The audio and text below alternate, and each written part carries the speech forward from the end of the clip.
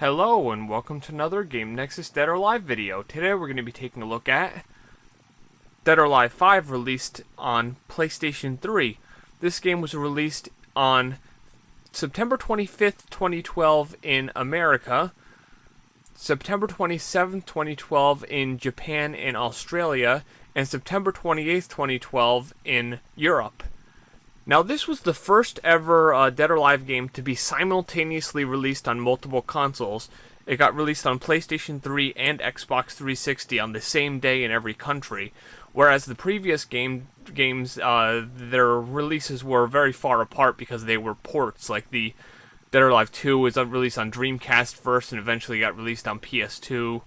The Dead or Alive 1 versions were both based off of different basic builds of the game, so they weren't even like ports of each other. Like the first Dead or Alive game was on Saturn was based off of the original arcade version, and then the PlayStation version was based off of the Plus, which was kind of built from the ground up, so it was a bit different. Well, this game they was like built from the ground up, kind of like how Virtua Fighter 4 had like brand new character models and everything looked realistic. If you look closely here, if you don't know anything about this game, you see the characters, they look a lot more realistic than they had before, a little bit less like anime-esque, if you will. So, I've already put the disc into the system here, so all I have to do is I have to just press the X button and we'll get right into this. And here, of course, is the Koei Tecmo Games logo, and then, of course, just Tecmo. But, unfortunately, just like Dead or Alive Dimensions before it, this game has no intro whatsoever, so if you're expecting like a really flashy intro, you're not going to get that at all here. But of course, the same old rendered 3D mountain with the Team Ninja logo that they always seem to display nowadays. And then, of course, if you were running the Xbox 360 version, you get some sort of message about your Xbox 360 memory. And you notice there's a lot of modes here. There's your story mode, your just normal fight mode, your online mode, and a few extras. We're going to be looking at the arcade mode here really quick. I'm just going to use normal. And I'm going to just show you really quick a bunch of the characters in here. First, Kazumi, Brad Wong, Mila, Kokoro Bayman, see Rig, Janley, normal Dead or Alive characters. The new ones that are going to stand out here, of course, are... I'll get my cursor back here. Akira Yuki, who is from Virtua Fighter. And then you have Sarah Bryant, who of course is also from Virtua Fighter.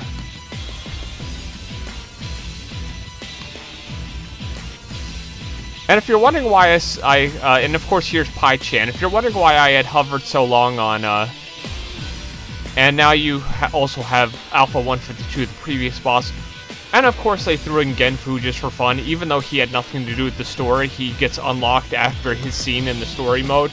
But what I was going to say there, if you're wondering why I hovered on Sarah Bryant so long, is because when I was recording this footage, I was thinking to myself, oh my god, where's Pai-chan? I was looking all over the character grid, not realizing she was just below Sarah Bryant.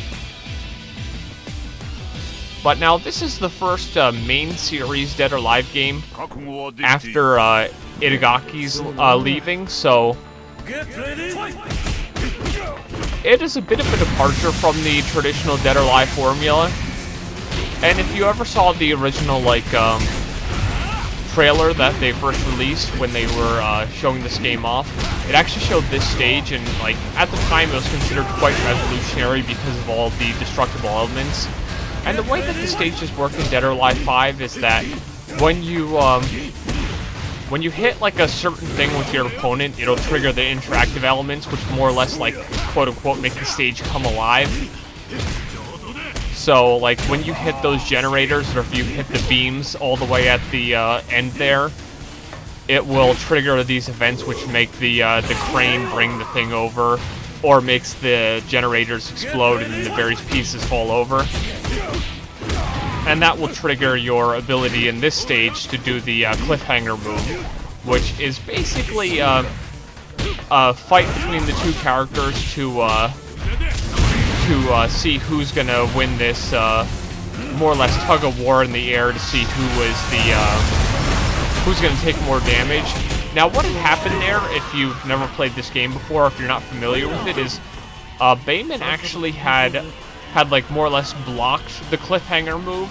So what had happened is that he didn't take any additional damage, so that's why we both kind of fell down at the exact same time. And now the stage that you see here, which is the like battleground stage, you'll see as I had hit Genfu there with the thing that like blew him up there, that triggered the active elements of this level. But now, as I touched on a bit earlier, is basically as opposed to Dead or Alive 4, which more or less was kind of built off of some of the previous Dead or Alive games where they used very similar character models, everything in Dead or Alive 5 was kind of built from the ground up and was more or less made from scratch. And of course the character I'm playing as here is one of the brand new characters. His name is Rig. He does Taekwondo, and in the storyline of this game, he works on an oil rig with Bass, who at this point in his life is a retired wrestler. He no longer wrestles for a living.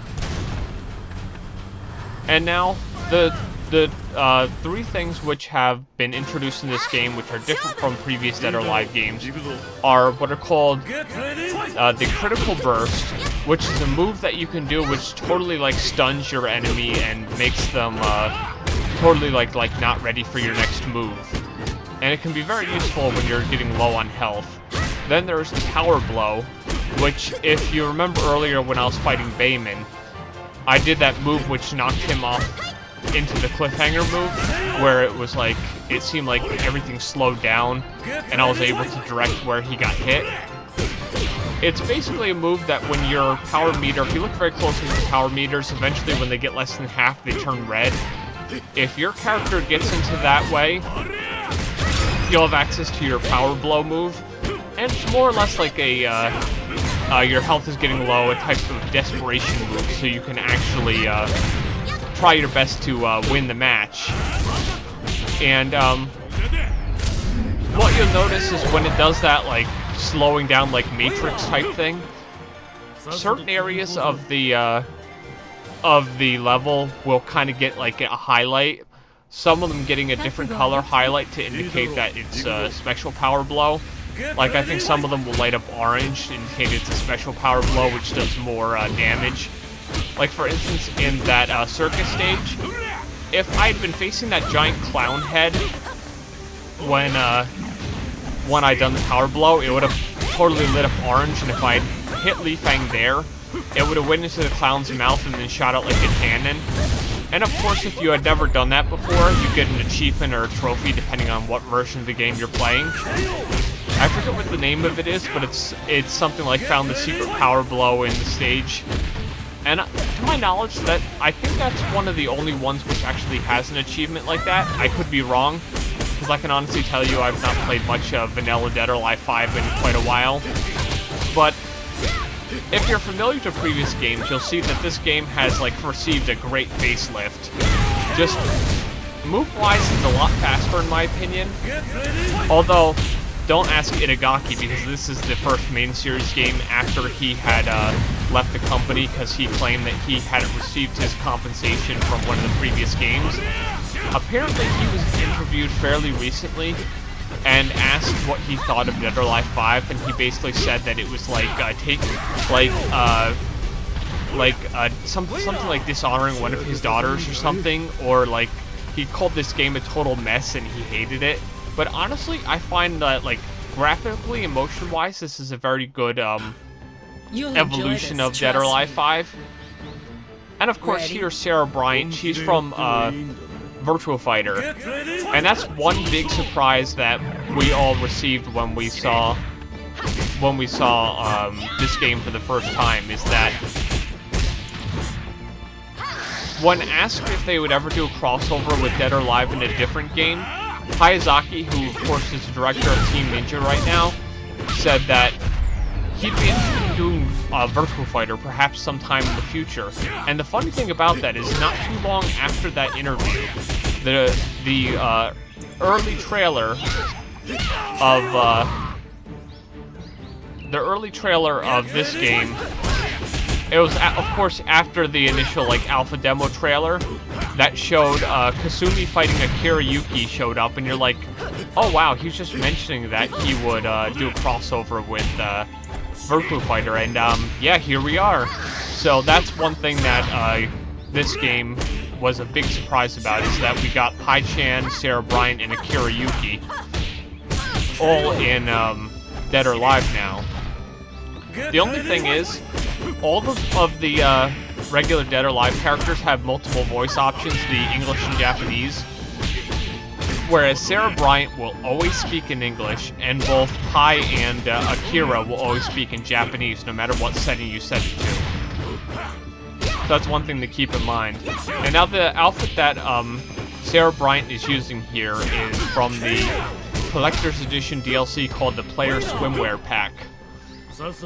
That's one, in my opinion, because I'm not a fan of paying for virtual digital stuff, but that's one big downfall of Dead or Alive 5 that I honestly don't like, is that they basically milked the downloadable content cow for all of its worth.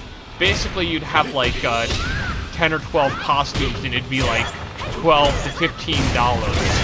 And in my opinion, that honestly is not worth it. And even when they release like more advanced versions of Dead or Alive, they haven't included all of the downloadable content. And even with the later versions of Dead or Alive, they still continue to release more and more costumes. Some of them are actually pretty good, and some of them honestly have not been all that great. Of course, this is Pai-chan from Virtua Fighter. She's a pretty fun character to play against and play as. And as I was mentioning earlier, the third thing that this game added after the power blows was the cliffhanger moves, which basically is when there are certain levels, like this one has it, but only when the raft kind of goes down the river a bit, and then it goes on the edge and you can actually do the cliffhanger move. But if you knock your character off a certain edge, then you can do basically do one of two moves, either an attack move, which you'll go off the cliffhanger and like punch or kick or do a combo to them and then hit the ground, and that basically lets your character take out a lot of help from the other character. Or you'll do a throw move, which is like a move where your character will grab the other character and do some sort of like spinny throw or something, depending on the character. Now, if the other character, when they're the recipient of the cliffhanger, ends up pressing like the same button as you, they can stop the cliffhanger move, just like Bayman had done in round 1 of this playthrough you see here. So that's a very nifty skill that you can do. The only thing that I don't like about this game is the AI, especially the higher difficulty levels, tends to be very cheap. So they will horribly misuse like stuff like power blows, because like you'll both be just about dying. They'll be able to get their critical burst and their power blow to go without even like visibly holding it. Like if you notice a couple times in this playthrough, Rig will like have his leg back and he'll look like he's charging up. The AI seems like they can do that without like even charging up, which really is annoying. And of course, this is the Dead or Alive 5 tournament arena. It's one of the less interactive stages of the game, and it's where survival will happen. But I definitely have to say about like Dead or Alive 5, even though at this point this game was released several years ago, it's an excellent game. If you've never played Dead or Alive, this game can be purchased for probably $10 or less at this point. And there's no way I can more highly recommend this game. It's a very good fighting game. It's very fun to play.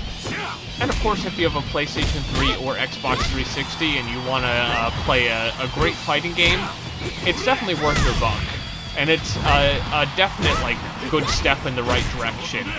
Well, other than the whole over-milking everybody for the DLC thing. But I highly recommend this game.